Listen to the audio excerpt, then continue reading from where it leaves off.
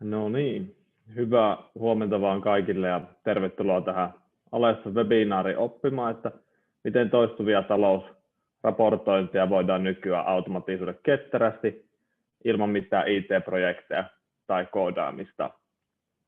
Minä olen siis Aleksi Rissanen Alessalta ja toimin meillä analytiikan ja analytiikkaprosessien automatisoinnin asiantuntijana. Mun oma taustani on taloustieteissä.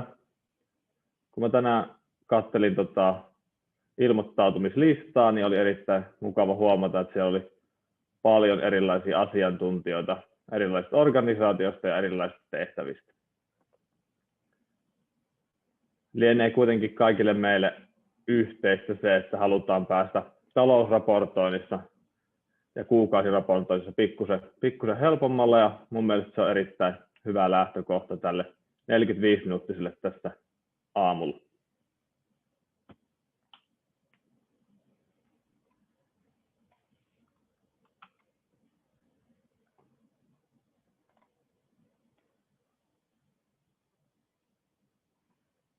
Jes, eli tässä on päivän agenda. Me on laitettu hyvin aikaa tuonne kysymyksille tuonne loppuun, jos niitä sattuu tulemaan tässä, että löydätte sen Q&A-napin tuolta oikeasta alareunasta, ja voitte toki kysyä ihan kesken esityksenkin, tai sitten käydään yhdessä tuossa loppupuolella niitä läpi.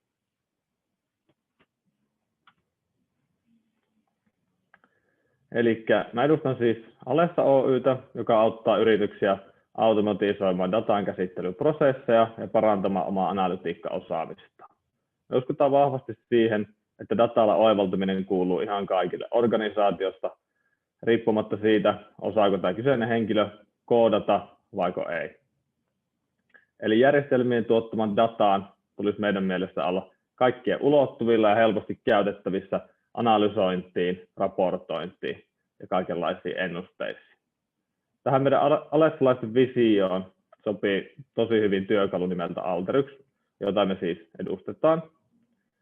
Mennään tuohon Alteryxiin hiukan tässä myöhemmin, mutta käydään ensin läpi, että minkälaisten haasteiden edessä te todennäköisesti olette.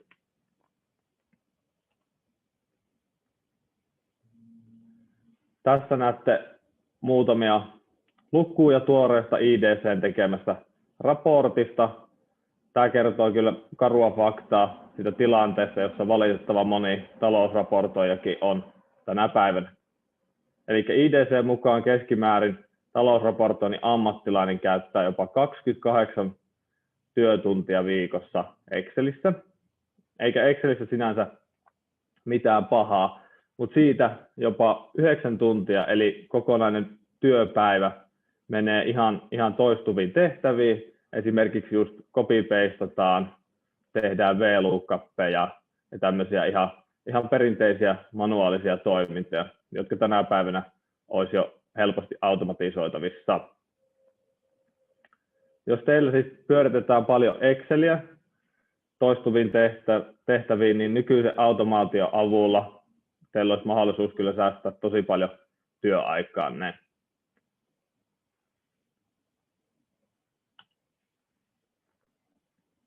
Eli tässä on vähän näitä raportoinnista meille tuttuja haasteita.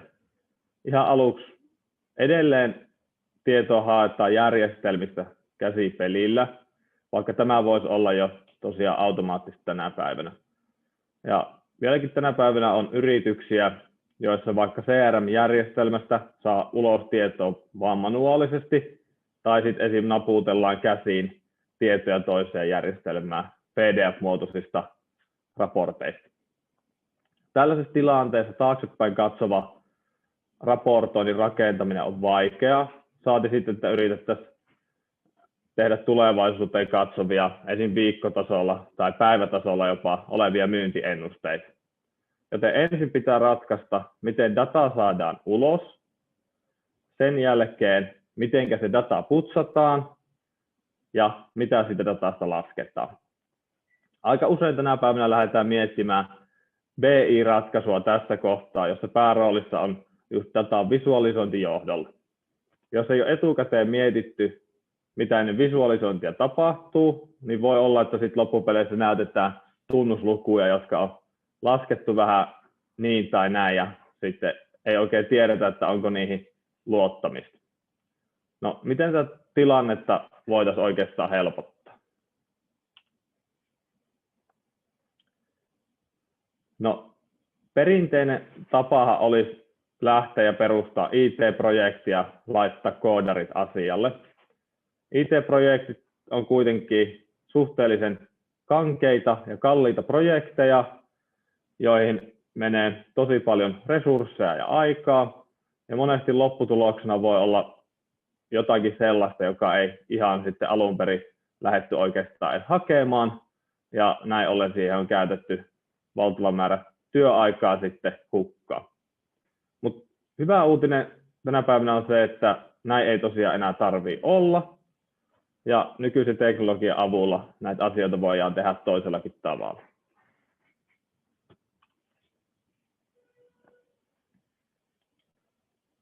No, milloinka sitten kannattaa automatisoida?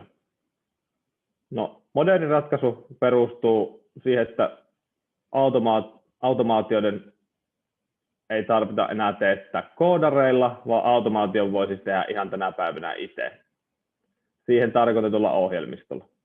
Se on nopeata, koska koodin sijaan käytetään visuaalista tämmöistä vedä ja raahaa tyyppistä ratkaisua, eli ei ryhdytä koodaamaan mitään itse tyhjästä. No, tässä plussia on nähty silleen hyvin paljon, että on niin kuin nopea toteutus, erittäin maltillinen investointi, tässä on lyhyt takaisinmaksuaika. Ja mikä tässä on parasta, niin tällä samalla ohjelmistolisenssillä yritys voi tehdä ihan rajattomasti lisää automaatioita.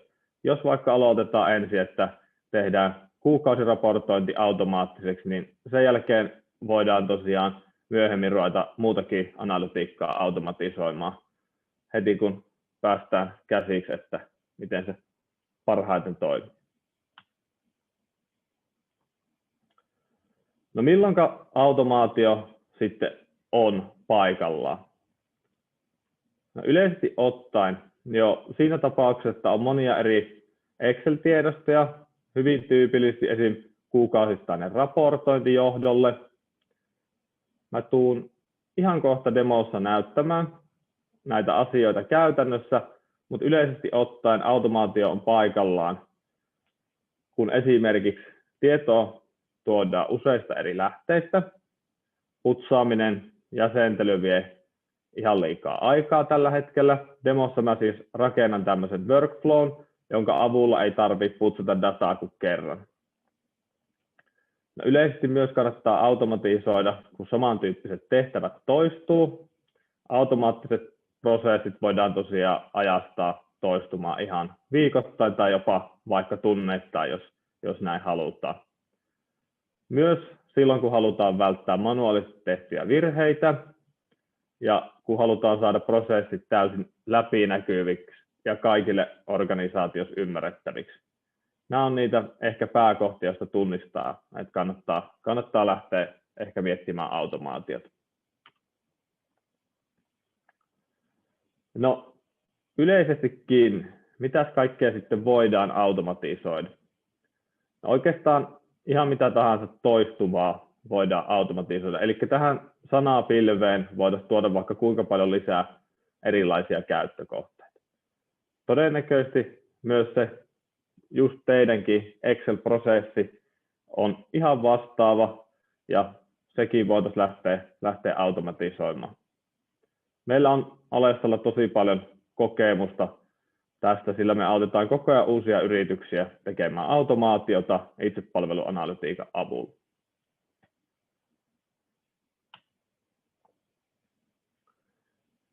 Joo, niin kuin aikaisemmin tosiaan kerroin, niin moderni ja joustava tapa automatisoida on rakentaa niitä ohjelmistoja.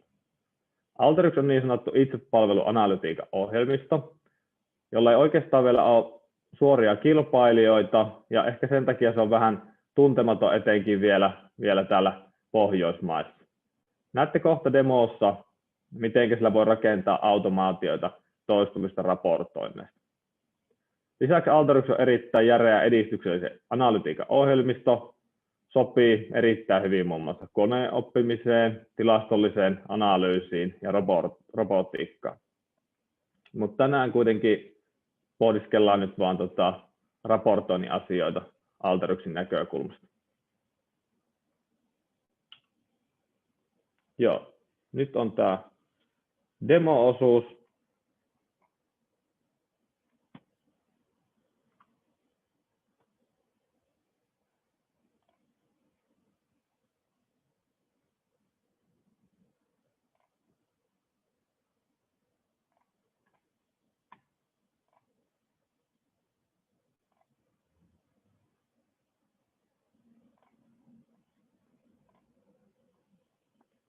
Noin.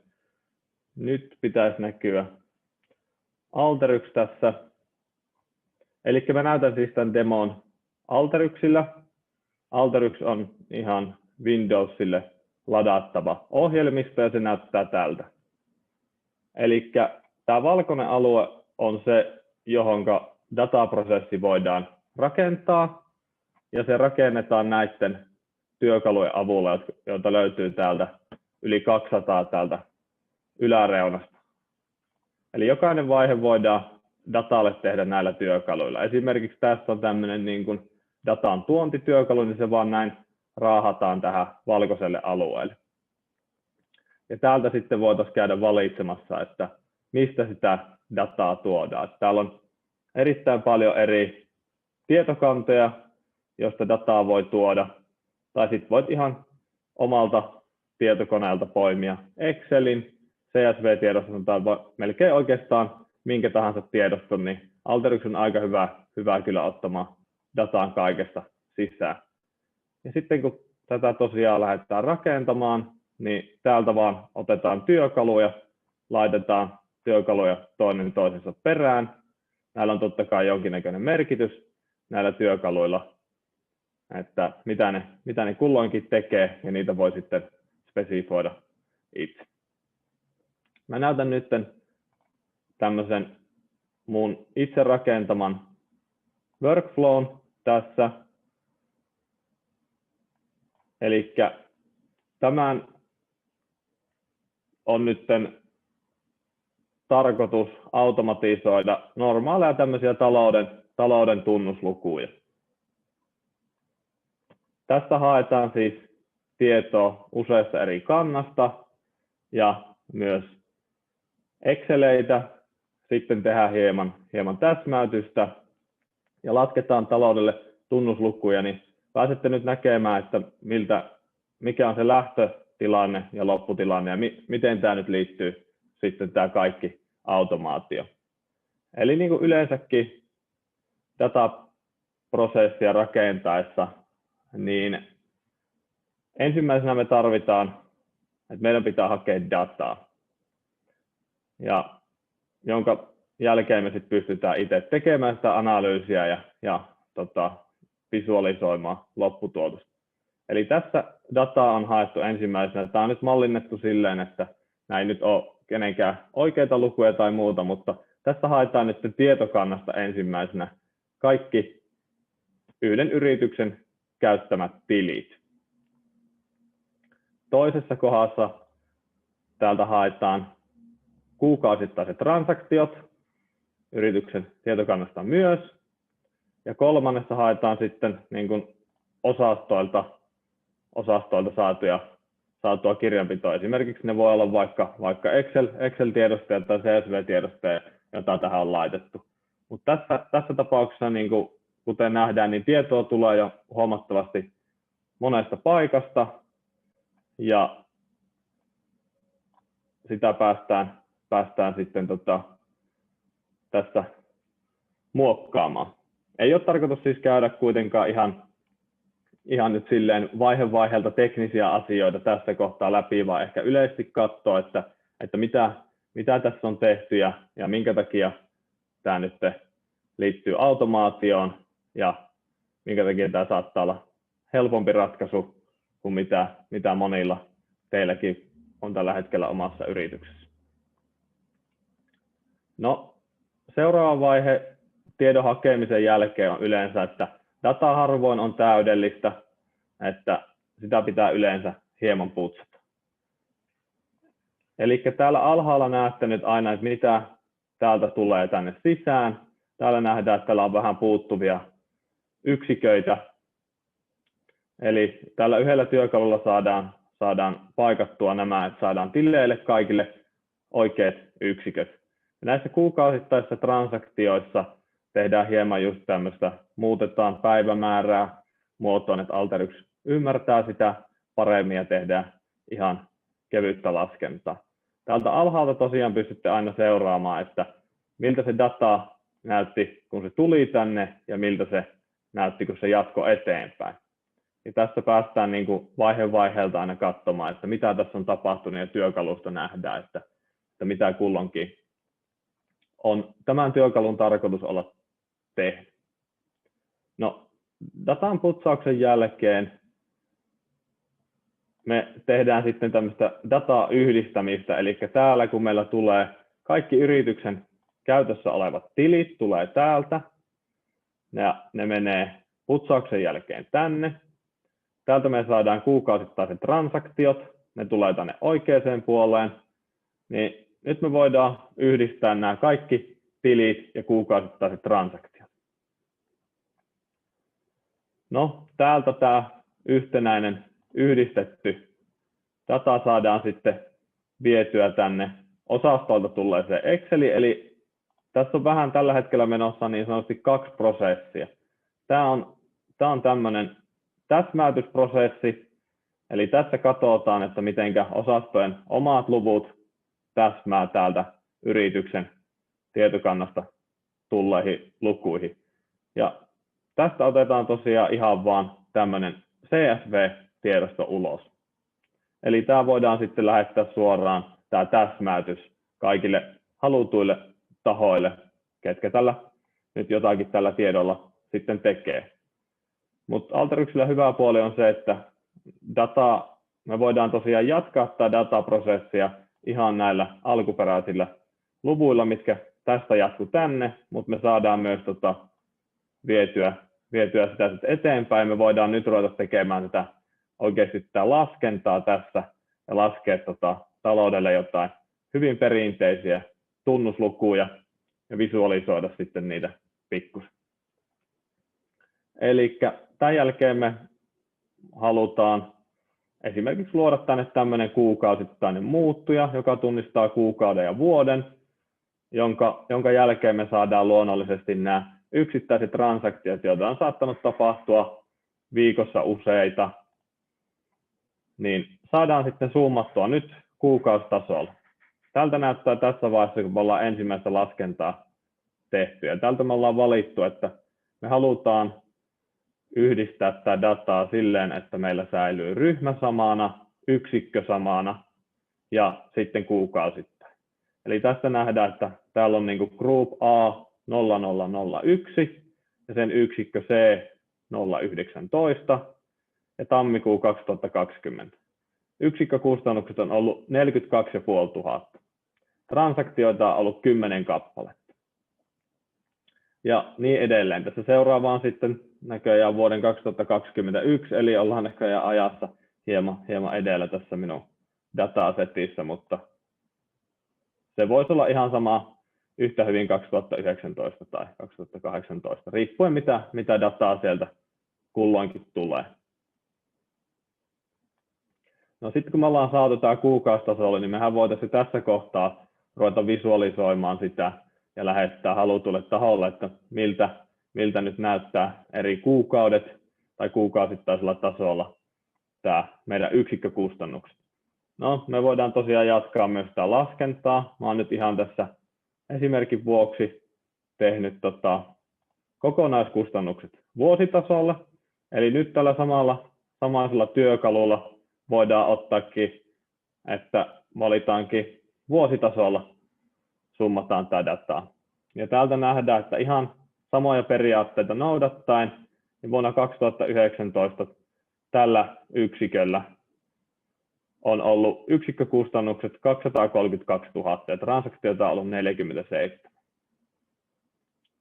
No lisäksi me voidaan tässä kohtaa, kun ennen tätä laskentaa, niin me voidaan myös viedä tämä dataa tänne toiseen suuntaan. Eli se suoranaisesti ottaa sen aikaisemman version tästä datasta, ja tällä voidaan tehdä taas lisää laskentaa. Eli ensimmäisenä on tehty pivotointia. Monelle varmaan, jotka on käyttänyt Exceliä, niin saattaa olla tuttua. Tässä ollaan siis ihan pivotoitu vuodet tänne kolumneiksi, jonka jälkeen ollaan voitu laskea tämän näköisiä tunnuslukuja meidän formulatyökalulla. Formulassa on hyvin paljon samoja toimenpiteitä kuin ihan Excelin kaikki peruslaskentaominaisuudet ja vähän vielä pitemmälle vietyjä juttuja. No tässä me ollaan voitu laskea näille ryhmille kautta yksiköille, että miten ne on, miten kustannukset on kehittynyt vuosien välillä. Eli tässä verrataan vuotta 2021 vuoteen 2020. Eli se on näiden kahden luvun erotus suoranaisesti tästä. Ja tästä me nähdään, että kun vuonna 2021 nyt ei ole tullut enää heinäkuussa dataa, sitä ei ole vielä tullut tietokantaan, niin silloin me ei sitä tietysti pystytä laskemaan. Mutta vastaavasti täällä, kun ollaan laskettu vuosi 2020, sitä verrataan vuoteen 2019, niin ne luvut näkyy nyt sitten täällä.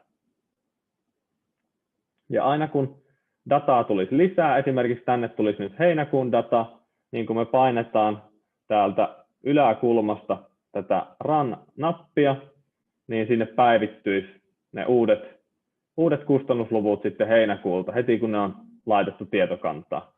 Eli näin se saadaan koko prosessi oikeastaan sitten loppupeleissä automaattiseksi.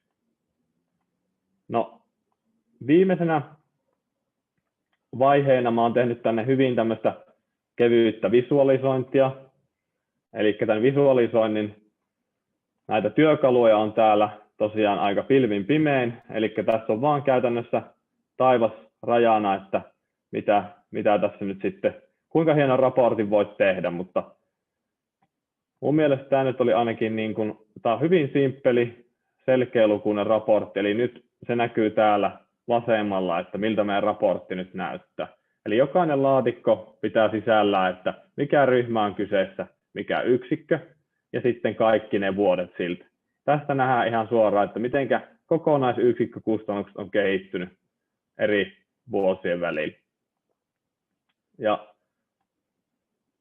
näitä on tässä nyt 10 kappaletta, näitä eri ryhmiä ja yksiköitä.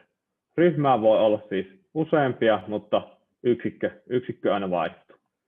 Ja sitten täällä on pieni tämmöinen niin kuin palkki, joka kuvastaa, että kuinka transaktioiden lukumäärä on vaihdellut vuosittain. Niin tämä nyt oli ihan tämmöinen, niin kuin, että lisäät vain yhden työkalun tuohon, niin saat kuitenkin tämmöisen jokseenkin helpommin luettavan raportin, kuin jos vertaa esimerkiksi sitten tähän. Sitten tässä toisessa vaiheessa ollaan noudatettu hyvin pitkälti samoja periaatteita, eli tähänkin ollaan tehty visualisointi. Eli tämä näyttää nyt myös jokaisen yksikön omanaan, mutta tässä kohtaa nyt näytetään sitten kaikki kuukaudet, kun me haluttiin tutkia, että mitenkä vuoden 2021 tammikuu on eronnut vuoden 2020 tammikuuhun ja niin edelleen. Niin tästä me nyt nähdään taas, että yksi laatikko sisältää yhden yksikön yksikkökustannukset. Joo. Ja mikä parasta tässä nyt siis tosiaan on ja miten tämä liittyy automaatioon, että sun ei tarvitse kun kerran tämä koko dataprosessi tähän rakentaa, ja aina kun sulle tulee tietokantaan lisää lukuja, sä pystyt täältä Run-nappia painamalla ajamaan tämän läpi, se ajaa sen näin, noin, ja nyt se olisi päivittänyt kaiken, mitä sinne on tullut lisää.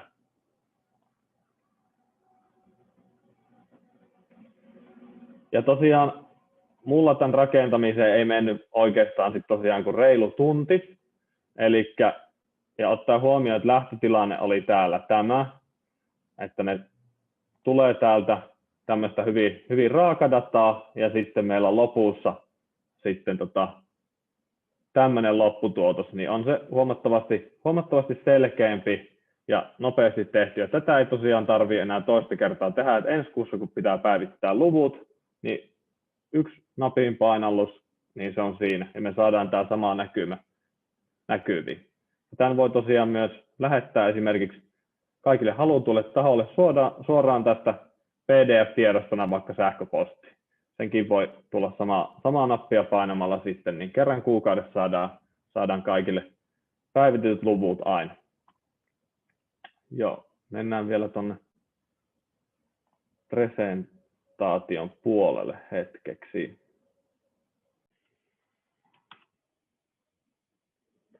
No, miksi yleensäkin käyttäjät nyt sitten kokee tämän itsepalveluanalytiikan näin positiivisena? Eli Alteryxin avulla fokus saadaan siirtymään toistuvista tehtävistä, nimenomaan toistuvista manuaalisista tehtävistä, visuaalisten ja näiden uudelleen käytettävien workflowden rakentamiseen, jota just äsken näytin teille tuossa demossa. Eli tässä aikaa ja vaivaa säästyy tosi paljon, kun voidaan keskittyä analysointiin ja rakentaa dataprosessi vaan kerran ja toistaa se nappia painamalla, tai sen napin painalluksenkin voi oikeastaan ajastaa toistumaan itsestään. No, etuna on myös nähty läpinäkyvyys. Alteryxillä rakennettua tätä prosessia on tosi helppo seurata, ja vaan seuraamalla äsken noita nähtyjä johtoja, mitä näytin tuossa, niin kuka tahansa, joka ei hirveästi tunne tätä, niin pystyy seuraamaan tätä raportin kulkua ja mitä missäkin vaiheessa on tehty. No, myös suurena etuna on nähty tämmöinen oman osaamisen kasvaminen, eli automaatio-osaaminen ja toteuttaminen on tänä päivänä erittäin kovaa valuuttaa työmarkkinoilla, ja yritykset etsii just tämän kaltaista osaamista tänä päivänä tosi paljon. Ja kyllä, tätä työkalua on siis mahdollista käyttää ihan ilman koodaustaitoja, niin kuin äsken nähtiin. Mutta tämä ei tosiaan myöskään poissulje sitä, etteikö Alteryxillä voisi sitten koodata. Eli Alteryxiin on rakennettu myös sisäänrakennettu Python ja R-skripti, eli niillä voi tosiaan tehdä ihan kaikki samat temput, mitä Pythonilla ja R:llä normaalistikin pystyy. Ne tulee vain yhtenä työkaluna siihen workflowlle sitten. No, pienenä yhteenvetona sitten, että mitä jokaisen olisi hyvä muistaa automaatiosta tänä päivänä.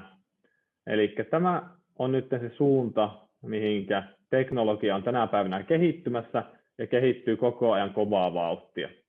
Ja kun teknologia kehittyy kovaa vauhtia, ja on hyvä olla oikeasti selvillä siitä, että automaatio ei ole enää koodareiden yksi oikeus, ja että kuka tahansa sitä pystyy tekemään ihan itse ja hyvinkin pienellä kynnyksellä.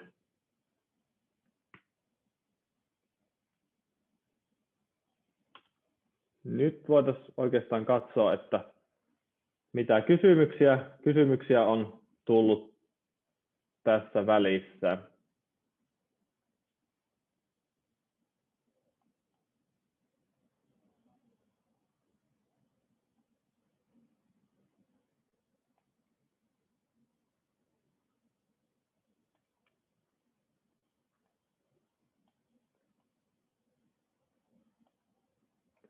Joo, täällä on tällainen, että meillä on yritykseen hankittu Power BI ja joudun kysymään meidän IT-osastolta useasti muutoksia. Miten Alteryx eroaa siitä ja miten se on parempi? Joo, eli tätä meiltä tietysti kysytään paljon, että mitenkä me erotaan Power BI:stä, niin oikeastaan ihan se suurin ero siinä on, että Power BI on enemmän tarkoitettu tämmöiseen visualisointiin, eikä itse tähän analytiikkaan ja laskentaan. Et me paljon kyllä tehdään myös silleen, että jos Alteryxillä hoidetaan laskenta, niin me saatetaan sitten laittaa se valmiiksi laskettu data vaikka tietokantaan, jos joku yritys haluaa se itse sitten visualisoida Power BI:llä, tai esimerkiksi Tableaulla, mitä kukakin haluaa käyttää, niin se onnistuu sitten paljon helpommin. Että itsekin on aika paljon tehnyt Power BI:llä töitä, ja se laskentavaihe on huomattavasti hankalampaa kuin Alteryxillä. Ja jos on suuria datamääriä, niin se menee jo käytännössä mahdottomaksi sitten. Sitten on toinen, että meillä on tilitoimistossa käytössä ProCountor. Saadaanko tiedot siitä automaattisesti Alteryxiin? Joo, kyllä. Alteryxiin saadaan otettua myös ProCountorista, niin kuin monista muistakin järjestelmistä, tiedot ihan suoraan, että niin kuin alussa siinä demossakin vielä sitten mainitsin, niin tosissaan ihan sama melkein mikä tahansa tietokanta tai tietotyyppi on kyseessä, niin Alteryxillä päästään tehdä ihan normaali yhteys tietokantaan, me voidaan tehdä jatkuvaa yhteys sinne, että me saadaan aina päivitettyjä lukuja, tai sitten me voidaan hakea normaalisti, jos on vaikka MySQL-tietokanta, niin sieltä hakee halutut taulut ja tehdä niille analyysiä. Sama koskee näitä monia järjestelmiä, että me Alteryxillä kyllä saadaan haettua melkein ihan oikeastaan joka paikasta sitä tietoa.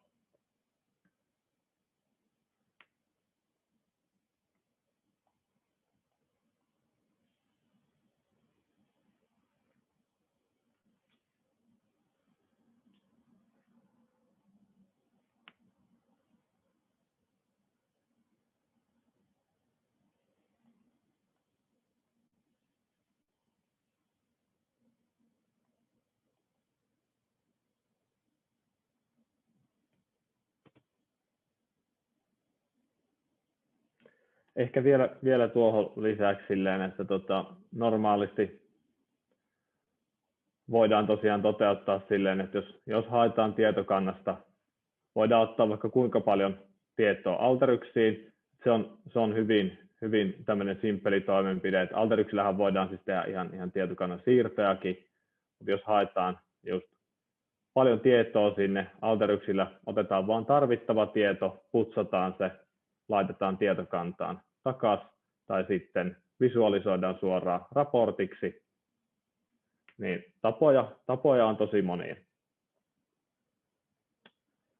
Ja sitten vielä, onko mahdollista kokeilla itse Alteryxia? Joo, kyllä Alteryxia tosiaan voi ihan itse kokeilla. Siihen saa lisenssit ostettua tai sitten saa myös trial-kokeiluajan, eli olikohan se nyt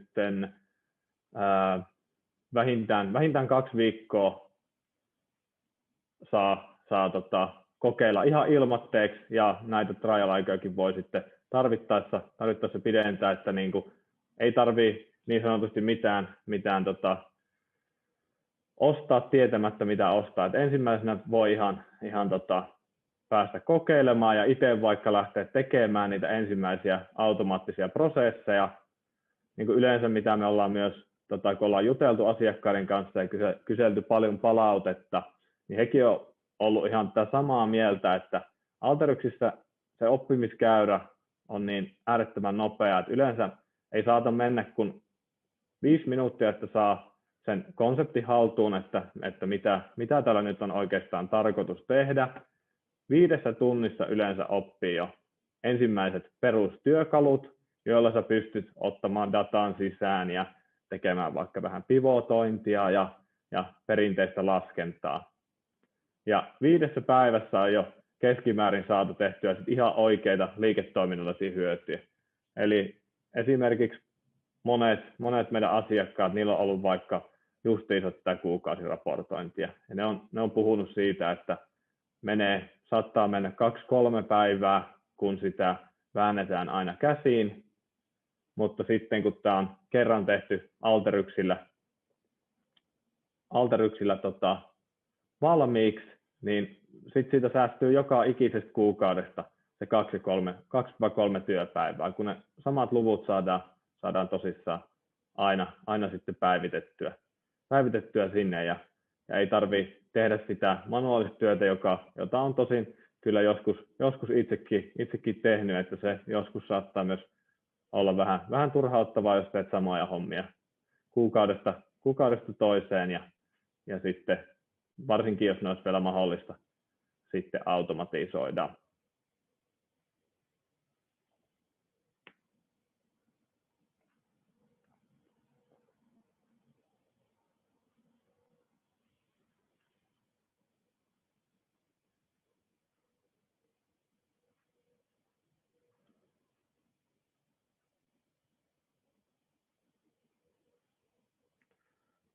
Joo. Okei, täältä tuli nyt sitten 4. kysymys. Voiko tiedon kirjoittaa tietokantaan takaisin? Joo, kyllä pystyy kirjoittamaan tiedon tosiaan tietokantaan takaisin, että kun on kaikki laskenta hoidettu, niin voi sillä ihan se output-työkalu, mikä oli siinä demossa, jolla otettiin se täsmäytys ulos, niin semmoinen samanlainen työkalu, mutta sillä ottaa vain yhteyden sinne tietokantaan ja ajaa sen workflow läpi, niin se kirjoittaa ne tiedot sitten tietokantaan. Tämähän on joskus tosi järkevää siinä kohti esimerkiksi, jos halutaan se laskenta palauttaa sinne tietokantaan ja vaikka jotain muita ohjelmia käyttää sitten visualisointiin tai johonkin, mihinkä ikinä se data halutaankaan sieltä tietokannasta viedä, niin siellä on valmiiksi laskettu dataa sitten. Et verrattuna just esimerkiksi siihen Power BI:hin, että jos sillä tehdään semmoista laskentaa, jossa on erittäin paljon dataa tulee sieltä tietokannasta, niin kyllä mulla on useammin kuin kerran jumittanut se, että pitää ruveta ihan oikeasti miettimään, että kuinka paljon täältä nyt voi dataa ottaa sitten kerralla ulos, mutta näitä ongelmia harvemmin on sitten Alteryksen kanssa ollut. Että se on kyllä järeä laite tuohon laskentaan ja analytiikkaan sitten. Se on pääasiassa just tarkoitettu. Kiitän teitä kaikkia oikein paljon. Voitte tosiaan, jos tulee vielä jotain kysymyksiä, niin voitte laittaa tulemaan mulle ihan maililla tai sitten voitte vaikka soittaa, niin jos jää jotain epäselväksi. Mä tosiaan lähetän teille kaikille linkin tähän webinaaritallenteeseen.